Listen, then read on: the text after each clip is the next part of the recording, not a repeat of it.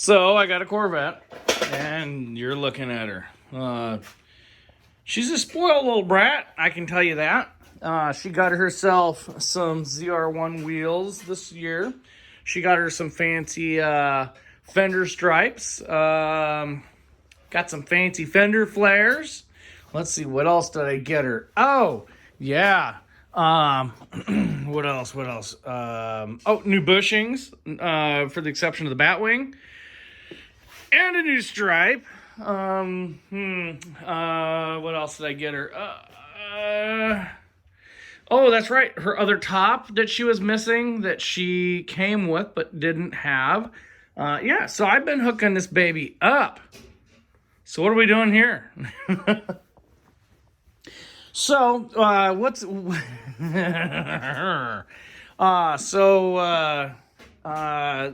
she has a name now, and her name is Murphy. Murphy's Law, right? What can go wrong will go wrong, right? Or what can go on, what can happen will happen, basically. Anyway, that being said,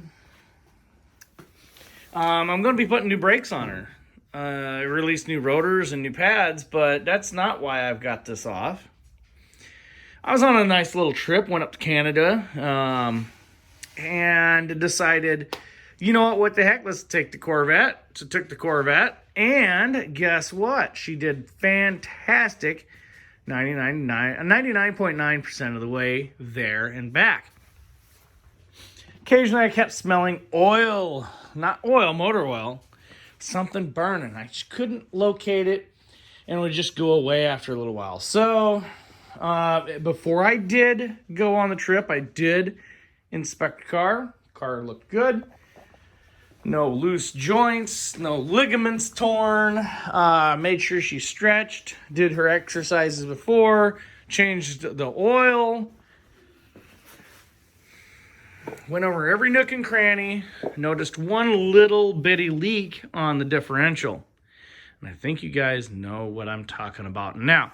So I ended up with a gigantic vibration. It was so bad that I had to slow the car down from highway speeds to different, slower speed. So anyway, that being said, I end up slowing this car down to where the vibration, which mind you was so bad that if you were having a conversation, it sounded like this. It sounded like you were talking like this and you were going over a really rough road.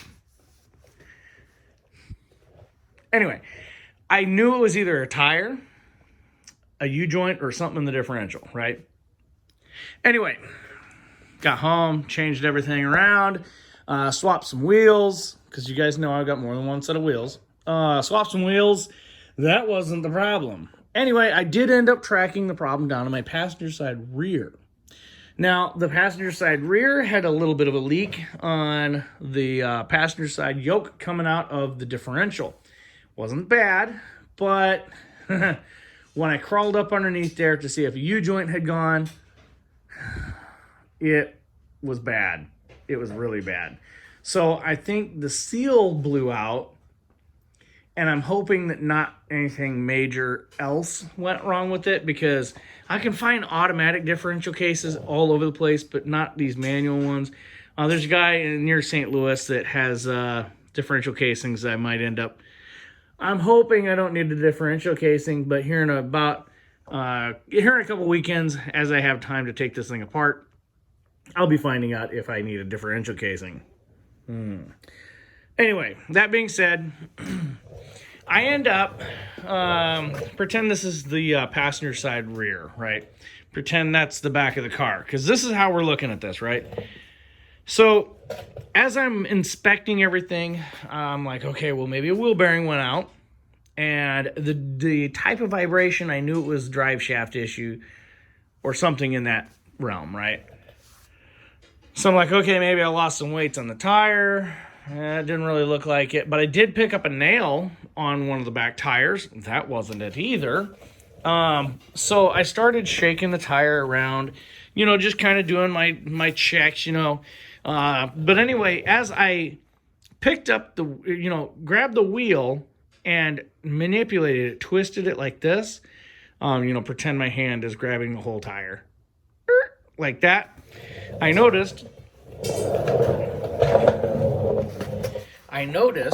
that the drive shaft up in there was buckling and kinking in, right?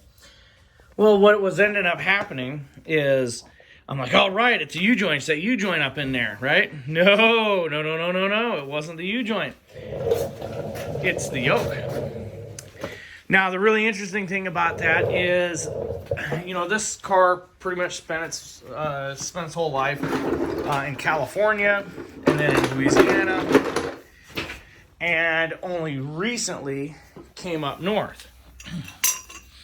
Well, these are the U-joints. So clearly the car, I know I drove it once in the winter, but not through the winter. And the roads were relatively clear, and I washed the heck out of the car afterwards. Anyway, I was unable to get the drive shaft out without taking the spindle out. So what I ended up having to do was I took the spindle nut off and knocked the spindle out. Not that big a deal, but actually, honestly, it was easier because where did I put the spindle? Anyway, here's the spindle right here. Anyway, it was just easier to make sure you guys know where your parts and tools are. Anyway, I know they're around the car, but anyway, so I found that to be easier because I was able to get the U-joints off of the yoke on the differential, but no matter what I tried to do, the ones coming off the spindle, it just wasn't happening. So on this side, I'm going to end up having to do that too. Not that I want to, I'm just going to do it anyway. I do have a little bit of wiggle on the passenger side wheel bearing. So I'm probably just going to do new wheel bearings, new brakes, and work on the differential this year. And while I'm at it, do new U-joints. I already got the thing apart, may as well. And I'm going to finish up the bushings on the Batwing, which, yes, Murphy, yes, you get the rest of your bushings. I wanted to kind of drag those bushings out because I really didn't want to mess with it, because that's a bit of a job that I didn't want to have to tackle right yet. Anyway, I hope to never had to tackle that. Anyway, while we're talking about bushings, I do want to give you guys a quick update on the bushings that I put in over the last winter. Pretty nice bushings. I like them. If I had it to do again, I would probably just get the black. I didn't have the ability to get the black, but if I had it to do again, I would just wait for the black to come back and just get black, because it hides the dirt a lot better than this red does. The red does clean up a little bit nicer, and it pops a little bit, but it is what it is. So anyway, I'm going to be doing some work on the intake manifold this winter. I'm going to be putting new intake manifold gaskets on, and I think I'm going to do spark plug wires this winter too. And I think I'm going to take the radiator out and service it. A lot of things I'm going to do to the car this year, and basically what I'm doing is I am working on this car and doing all the crappy jobs to this car so I won't have a problem taking it across country if I want to. I want this car not to be a garage queen. I want this car to be able to I want to be able to get into this car and have this thing be as reliable as a Honda. And I understand it's a Chevy. That's not not happening. But, as far as the Chevy's ability to do so, that's kind of where I'm at with it, okay, guys? But anyway, I do want to give you guys a little bit of an update. I passed 230 subscribers. fantastic news, and I'm getting fantastic views on my videos. So if you guys would like to share some of my videos with your friends, just go through my video catalog and share something with your friends. Share them on Facebook, share them on Instagram or whatever. I am on Instagram, QCLT4 guy. Also, you can find me. So I got a Corvette as well. So if you guys are interested in doing that. Yeah. So these stripes here, I'm going to be changing to white.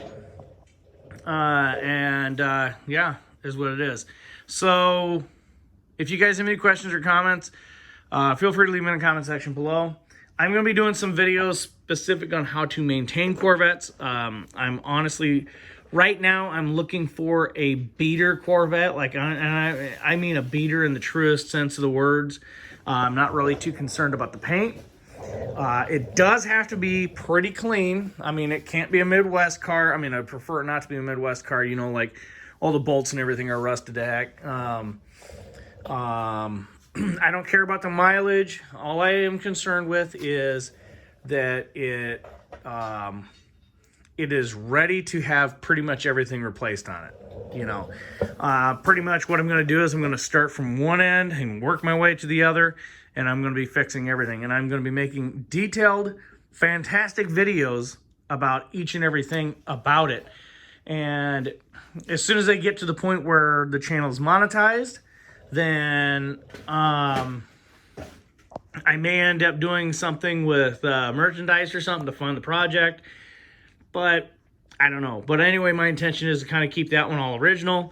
If I end up with another 96, which I am in the market specifically for a 96, just because, when I'm done with it, they're the least problematic. Yeah. Or I could do an 84. I mean, I really know I don't want to do an 84, although it would be nice. But anyway, the newer stuff is a little bit more, I don't know. Anyway, guys, I don't want to get lost in the weeds on that. Anyway, guys, if you have any questions or comments, feel free to leave them in the comment section below. As always, thank you for watching. Hit the like button, subscribe. Thank you for enjoying the content that I have been providing for you guys. Hopefully I can make a lot more and in a lot more stuff in more detail. So, yeah, I'm going to be giving you guys updates as time goes on about the differential. So, I'll talk to you guys later. Have a good one.